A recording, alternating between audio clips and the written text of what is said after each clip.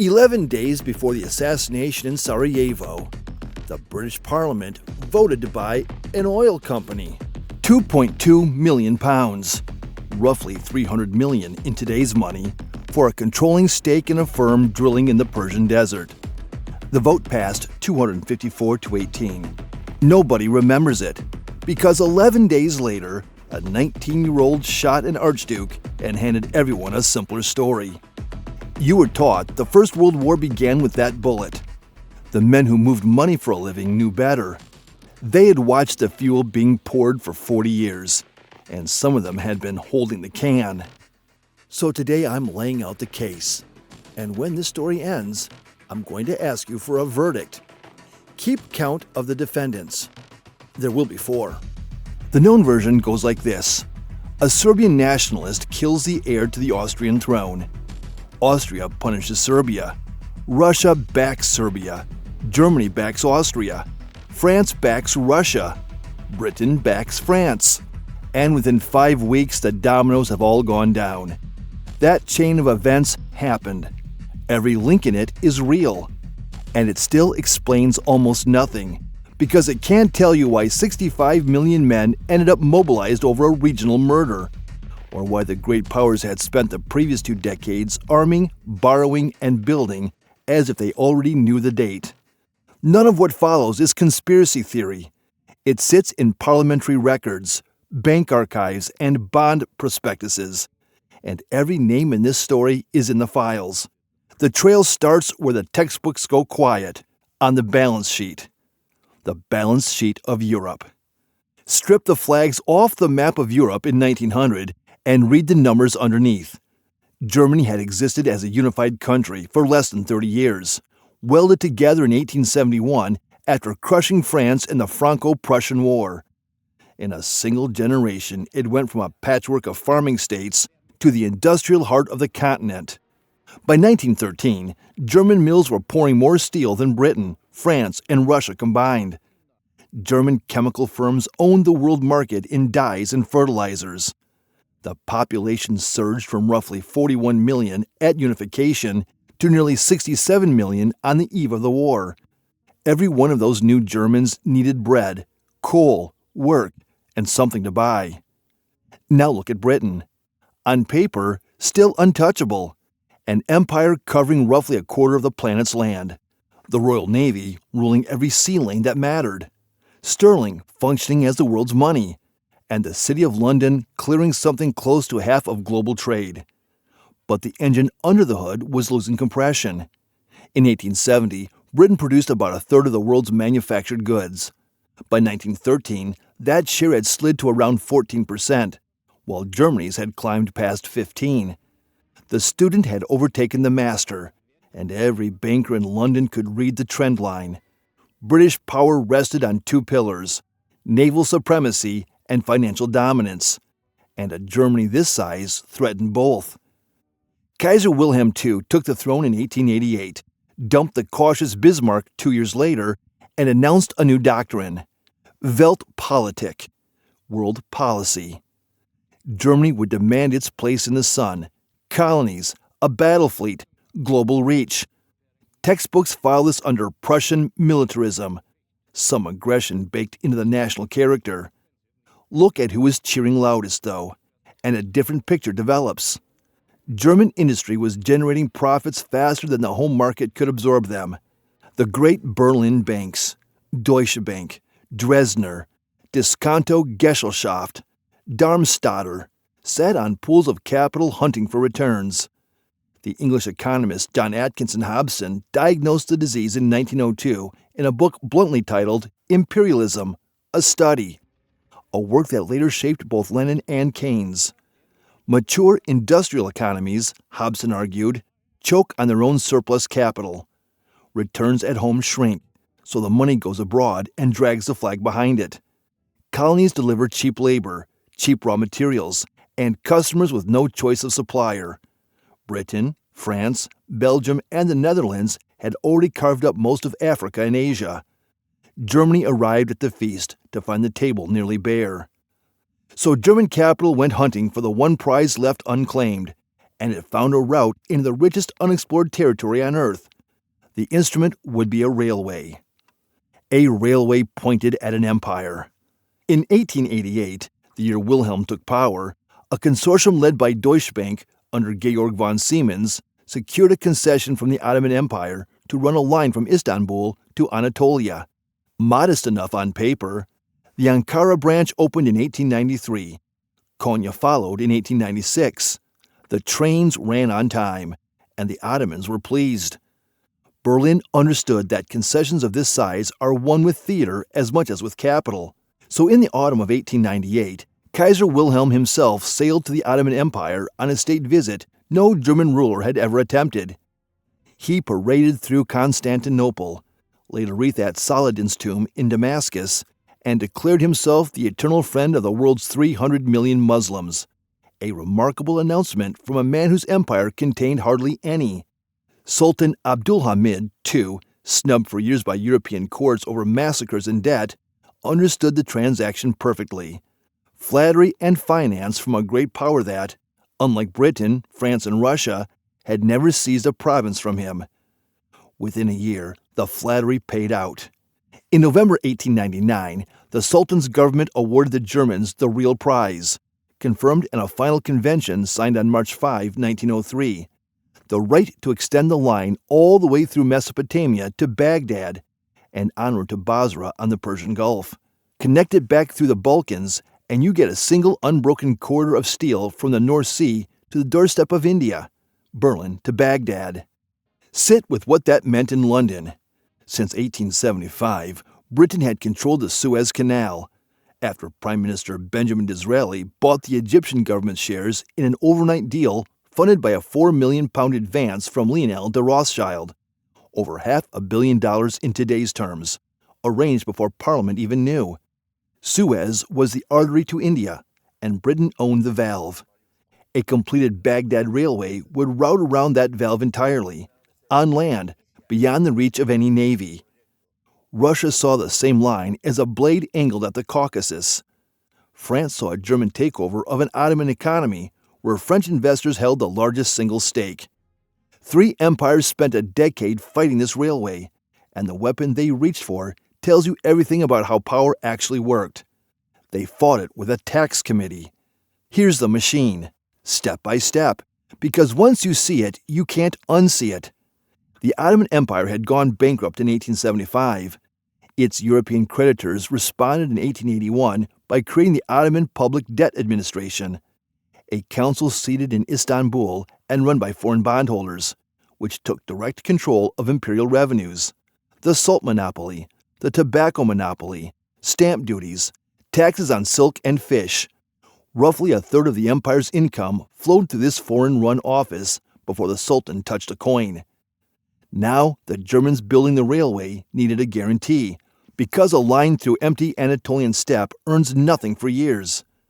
So the Ottoman government promised the railway company a fixed annual payment for every kilometer of track. And the body that collected and paid out that guarantee was the debt administration itself. Follow the loop. German banks lend the Ottomans money. Ottoman taxes, collected by foreign creditors, guarantee the bonds of a German railway. The railway deepens German penetration of the Ottoman economy, which justifies more German lending. Germany's share of the Ottoman public debt went from about 1% in 1888 to nearly 28% by 1913. The train timetable was a lien on an empire. And the other great powers didn't fight it with battleships. They fought it with the veto inside the tax committee. France barred Baghdad railway bonds from the Paris Stock Exchange starting in 1903, cutting the project off from the deepest capital market on the continent. Britain, holding decisive influence over Ottoman customs policy through the debt administration, blocked the tariff increases the Ottomans needed to fund the guarantees. Every kilometer of German track had to be squeezed past an Anglo-French financial blockade. Construction crawled. By 1914, the line still had gaps in the Taurus Mountains and hundreds of kilometers missing in Mesopotamia. And then geologists changed what the railway was worth. The Navy that ran on oil. On May 26, 1908, At a place called Masjid-e-Suleiman in southwestern Persia, a drilling crew led by an engineer named George Reynolds hit oil at 360 meters. Reynolds had spent 7 years in that desert burning through the fortune of an English speculator, William Knox D'Arcy, who held a concession over most of Persia and was days from ordering the operation shut down. The strike was among the first great petroleum discoveries of the Middle East, and it landed in every European capital like a fire bell. The Anglo-Persian Oil Company formed around the find in 1909. In London, one man grasped the implications faster than anyone. Winston Churchill became First Lord of the Admiralty in 1911 and pushed the Royal Navy through a conversion from coal to oil. Oil-fired ships ran faster, refueled quicker, and freed a quarter of each crew from shoveling. The new Queen Elizabeth-class battleships were designed to burn nothing else. There was one problem. Britain had coal to spare and produced essentially no oil. Churchill stood before the Commons in July 1913 and said the Navy must become the owners, or at any rate, the controllers at the source of its fuel. 11 months later, he delivered exactly that. On June 17, 1914, Parliament approved the purchase of 51% of Anglo-Persian for £2.2 million, by a margin of 254 votes to 18. The British state now owned the company that would one day be called BP, bought for the fleet, 11 days before Gavrilo Princip fired in Sarajevo. There's the 11 days again. Hold on to it, because in a courtroom, timing is evidence of state of mind. And the oil map explains why Baghdad Railway had stopped being a trade question. The concession of 1903 granted the railway company rights to minerals in a corridor 20 kilometers wide on either side of the track, and the track ran straight through Mosul and Kirkuk, ground that seeped oil so freely locals had skimmed it for millennia, and that everyone now suspected sat on reserves to rival Persia. A German-controlled line to Basra meant German leverage over the fuel of 20th century sea power. To be fair to the complexity of it, London and Berlin were still doing business over exactly this prize almost to the last hour. In March 1914, their bankers signed off on the Turkish Petroleum Company, splitting future Mesopotamian oil between Anglo-Persian, with half, Deutsche Bank and Royal Dutch Shell, with a quarter each, and a 5% slice carved out for the deal's broker, an Armenian financier named Calouste Gulbenkian, who had died decades later as one of the richest men alive. How heavily that oil weighed in the decisions of July 1914 is still argued among historians, and honest ones admit the documents cut both ways. What nobody disputes is that when British imperial forces marched in 1914, one of their first moves on the Ottoman front was to seize the ground around Basra, at the far end of a German railway. The debt that became an alliance. Now cross to Paris, because the textbooks call the Franco-Russian Pact of 1894 an alliance, and an audit would call it something else. Between the 1880s and 1914, French savers poured roughly 12 billion gold francs into Russian securities, most of it in state bonds. That was about a quarter of everything France had invested abroad, on the order of 4 to 5% of the entire national wealth, held by some 1.6 million ordinary French families. School teachers, notaries, shopkeepers, priests. The Russian loan was the default retirement plan of the French middle class, marketed by banks that took fat commissions and by newspapers that took, quite literally, bribes from the Tsar's agents to print good news about Russia. When revolution and a lost war against Japan nearly broke the Tsar's finances in 1905, Paris responded with the largest international loan in history to that point, 2.25 billion francs in 1906, to keep him solvent. Crédit Lyonnais alone drew close to a third of its revenue from Russian paper before 1914. Money on that scale stops being investment and becomes destiny. France could not let Russia lose a great power confrontation, because a broken Russia meant default, and default meant wiping out the savings of 1.5 million French voters. So French policy hardened around a single imperative. Russia must stay strong, and Russian strength must point at Germany. The loan agreement said so almost openly. The credits Paris extended in 1913 came with a condition preserved in the correspondence that the money build strategic railways running west across Poland, lines whose only commercial logic was mobilization speed toward the German frontier. Russia used a flood of French capital to fund its great military program, a rearmament plan scheduled for completion in 1917 that would give the Tsar the largest and freshest army in the world. Berlin's general staff watched those French-financed railheads creep toward them and did the arithmetic. Chief of Staff Helmut von Moltke is recorded pressing, in the last 2 years of peace, for war sooner rather than later, while Germany could still win it. That is preventative war logic, and it is a creditor's timetable, made in Paris, that set the clock. And Russia's own stake in the region was measured in cargo, not sentiment. Around 90% of Russian grain exports, the empire's main source of foreign currency, sailed out through the Turkish Straits at Constantinople. When the Balkan Wars briefly closed the straits in 1912, Russia trade seized up within weeks, and the treasury felt it immediately. Every Russian statesman could do that math.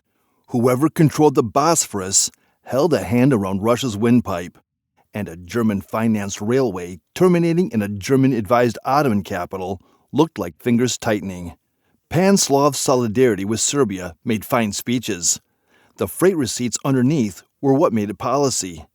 And in that last full week of peace, France's president, Raymond Poincaré, was physically in St. Petersburg, toasting the alliance. What exactly he promised the Russians on that visit remains one of the disputed corners of the July crisis, since key French records were later weeded. But even cautious historians read his message as firmness, and Russia ordered general mobilization within days of his departure. France had spent 43 years planning revenge for the provinces of Alsace and Lorraine, torn away in 1871. Its war plan, Plan 17, opened with an immediate offensive into Germany. Whoever the reluctant powers of 1914 were, the two ends of that golden chain were somewhere else. The merchants. Every ledger so far belonged to a government. The private ones were worse. The 25 years before 1914 were the greatest boom the private arms industry had ever known, and its giants operated by a simple rule: sell to everyone. Krupp of Essen, the largest arms maker on earth, whose owner, Friedrich Alfred Krupp, was a personal friend of the Kaiser, close enough that Wilhelm delivered graveside remarks at his funeral in 1902, supplied artillery to Belgium, Romania, and the Ottoman Empire, and Russia, 4 states German soldiers would soon face. Vickers and Armstrong of Britain armed Japan, Brazil, Spain, and the Ottomans. Schneider-Crusoe of France armed the Balkans. When the shooting started, men on both sides of the wire died under shells stamped with their enemies' hometown trademarks, and the boards of these companies had known for years that this was the arrangement. The feedback loop that fattened them had a launch date, 1906, when Britain floated HMS Dreadnought, a battleship so fast and so heavily gunned that it made every existing fleet obsolete in an afternoon, including Britain's own. Each one cost around £1.8 million, and everyone launched anywhere became the sales brochure for the next one somewhere else. Between 1906 and 1914, Britain launched 19 dreadnoughts and 9 battlecruisers. Germany answered with 13 and 5. And Tirpitz's Navy laws of 1898 and 1900 turned German shipyards into a state-guaranteed revenue stream for Krupp steel. Even the small powers got pulled in. Greece bought. The Ottomans bought 2 dreadnoughts from British yards, paid partly by public subscription, coins collected in Anatolian schoolyards and cafes. Then, on August 1, 1914, with the ships built, paid for, and Ottoman crews waiting at the dock, Churchill seized both for the Royal Navy. Berlin promptly offered the insulted Ottomans 2 German warships as replacements, and that gesture helped steer the empire into the war on Germany's side, which gave the world Gallipoli, the Middle Eastern Front, and the century of borders that followed. One repossession priced in blood for decades. Follow that sequence one more step. The country that lost its ships got invaded at Gallipoli by the country that sold them. arms dealing has never produced a cleaner diagram of itself. How cozy had the relationship between arms money and the state become? In 1913, a year before the war, Germany got a look. A Krupp employee in Berlin was caught running a bribery network inside the Prussian War Ministry, paying officials for advance copies of procurement plans and rivals' bids, a scheme the press christened the Kornwalzer Affair. The socialist deputy, Karl Liebknecht, read the details into the Reichstag record. There were trials, a few short sentences, a fine that Krupp's annual profits could absorb before lunch, and no change whatsoever in the company's position as the empire's indispensable supplier. Meanwhile, the German state kept its own monument to the next war in plain sight. Inside the Julius Tower at Spandau sat a war chest of 120 million gold marks, coin extracted from France as indemnity in 1871 and stored, untouched for decades, for the explicit purpose of funding the opening weeks of the war to come. Governments do not warehouse gold for 40 years against a contingency they consider unthinkable. Land armaments told the same story at larger scale. The German army roughly doubled its peacetime strength between 1870 and 1913 to over 800,000 men, expandable to nearly 4 million on mobilization. Russia stood at about 1.4 million in peacetime, France near 750,000 from a far smaller population. Machine guns firing hundreds of rounds a minute rolled out of Vickers and Maxim and DWM factories. The chemical plants that dominated the dye trade would only need minor conversion for what came later. The killing machinery stood ready, amortized and profitable, waiting for a reason. And the cost of all this readiness fell on taxpayers in every country, while the margins collected in Essen, Sheffield, and Le Creusot. Keep those two columns side by side. We'll return to them at the end, because the gap between who paid and who collected is the whole case. The week the money stopped. Here the story takes a turn that the crude version, the one where bankers script the war over cigars, cannot survive. In 1910, an English journalist named Norman Angel published The Great Illusion, arguing that war between modern trading nations had become financially self-defeating, that credit and commerce were so interwoven that the victor would be ruined alongside the vanquished. The book sold in the millions, and nowhere was it embraced more warmly than in the banking districts, because the men who ran global finance believed it. War, they were certain, was impossible. Their own balance sheets forbade it. Then came the test. Markets shrugged off the assassination on June 28. There had been Balkan scares before. But on July 23, Austria's ultimatum to Serbia landed, and capital understood before any government announced anything. A worldwide scramble for cash began. The Vienna and Budapest exchanges shut on July 26. Brussels followed. Then the Paris curb market, then Madrid, Amsterdam, Berlin, St. Petersburg, Montreal, all the way to Shanghai and Cairo. By Friday, July 31, only the two greatest exchanges on earth remained open, and that morning both London and New York locked their doors. London for the first time since its founding in 1801. The Bank of England jacked its rate from 3 to 8 to 10% in 3 days, while crowds queued down Threadneedle Street to swap banknotes for gold sovereigns. 6 brokerage houses failed. The government bought time with an emergency 4-day bank holiday, and during that enforced silence, at 11 p.m. on August 4, Britain declared war. The London Stock Exchange stayed shut for 5 months. New York for 4. Read that sequence again. The money stopped moving before the armies did. The market called the war days before the diplomats admitted it was coming. And the city's grandees spent that final week begging for peace. Lord Rothschild personally pressed the Times to soften its pro-intervention line. Bankers warned the cabinet that war meant the collapse of everything they had built. And on the narrow point they were right. The war ended London's reign as the planet's undisputed financial capital and handed the crown, over the following decade, to New York. So hold both facts at once, because both are documented. Decades of profit-seeking built the fuel depot, and when the match finally fell, The men holding the largest fortunes were the ones frantically stamping at the flames. That tension between what capital caused and what capitalists wanted is exactly where the historians' war begins. The trial of the historians.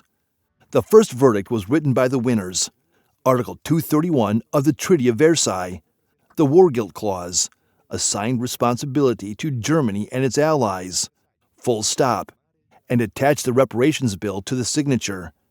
Through the 20s and 30s, a revisionist wave rolled back against it, fed in part by document collections the German government financed precisely to launder the record. In this telling, everyone had blundered together. David Lloyd George gave the school its motto when he wrote that the nations had slithered over the brink into the boiling cauldron of war. A tragedy without villains.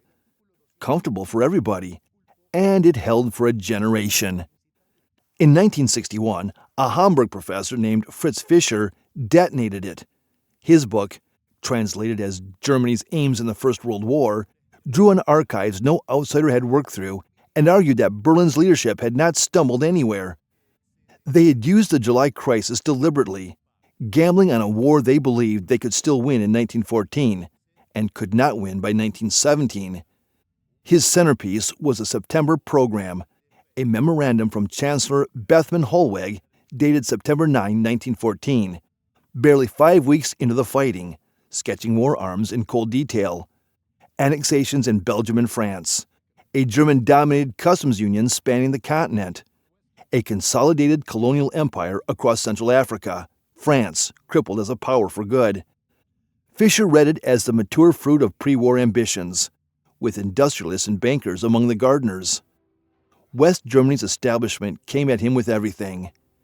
Gerhard Ritter, the dean of the country's historians, denounced the book as national self-defilement, and in 1964, the Bonn government canceled the travel funds for Fischer's American lecture tour. The findings traveled anyway.